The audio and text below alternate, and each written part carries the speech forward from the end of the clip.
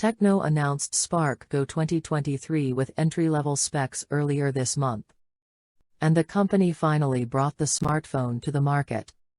The Helio A22-powered device is already up for sale in select retail stores in India at the price of 6,999 Indian rupees, which is about $85. Tecno's Spark Go 2023 is a slight upgrade over its 2022 namesake. The MediaTek chipset is coupled with 3/4 of a gigabyte RAM and 32/64 of a gigabyte storage. Although only the least powerful combo, 3/32 of a gigabyte, is on sale. Despite having Go in its name, the biggest improvement is that it skips the Android Go platform and goes to the big boys club with Android 12 and iOS 12 on top.